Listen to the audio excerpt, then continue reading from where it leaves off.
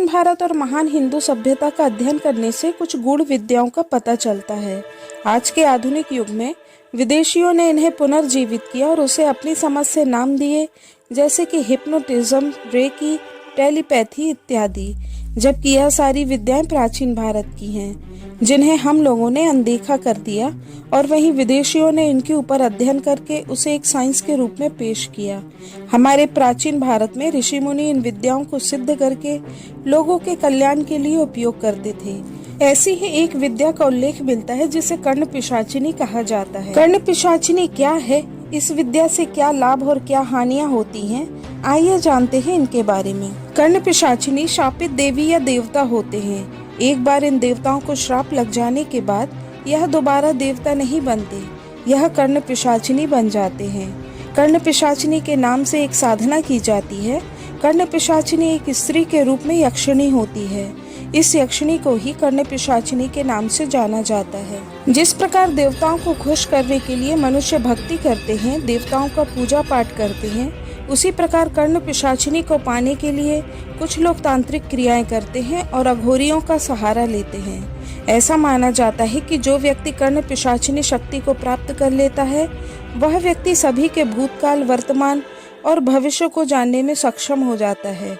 कर्ण पिशाचिनी शक्ति पाने के बाद व्यक्ति अपने आप को आत्मविश्वास से भरा हुआ महसूस करता है। यह एक ऐसी दैवी शक्ति है जिससे मनुष्य की इच्छा शक्ति पूर्ण होती है।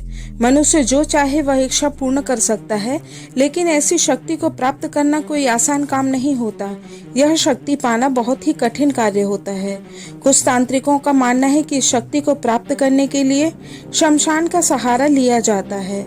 शमशान में इस शक्ति को पाने के लिए अघोरी द्वारा क्रियाएं की जाती हैं। इसके अलावा कुछ तंत्र मंत्र का जाप करके भी कर्ण पिशाचिनी शक्ति को प्राप्त किया जा सकता है। कर्ण पिशाचिनी विद्या को सिद्ध करने के बाद इंसान वर्तमान और भविष्य के बारे में जानता है, साथ ही भूतकाल की घटनाओं के बारे में भी बता सकता है।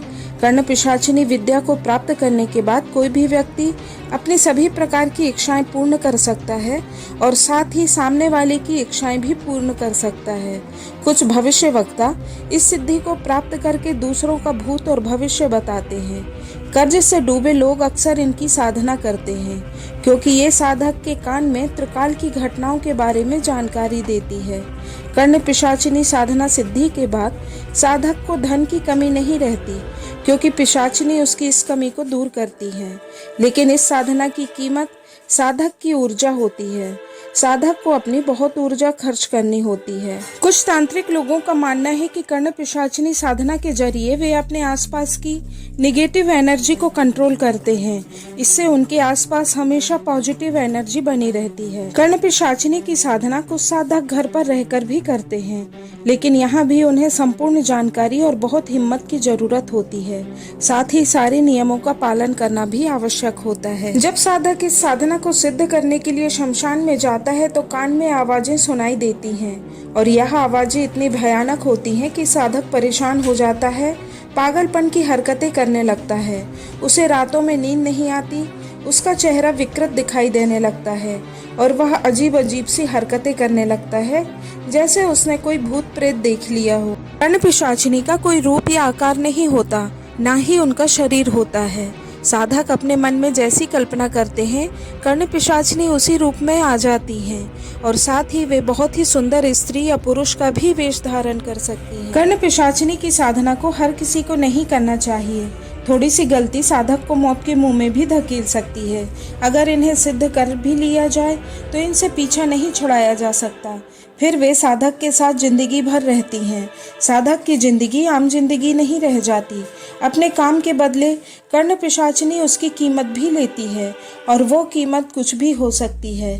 यदि साधक द्वारा मना किया गया तो उसकी मौत भी हो जाती है। दोस्तों, यह बहुत ही खतरनाक विद्याएं हैं। इन्हें कोई सिद्ध पुरुष या साधुओं के द्वारा ही किया जाना चाहिए। थोड़े से फायदे के लिए किसी को इन विद्याओं का उपयोग नहीं करना चाहिए।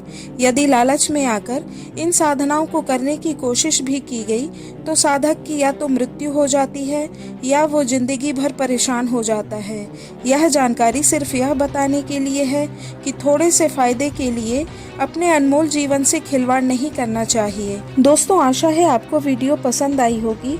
तो कृपया इस वीडियो को लाइक, शेयर और सब्सक्राइब जरूर करें। धन्यवाद। जय श्री राम।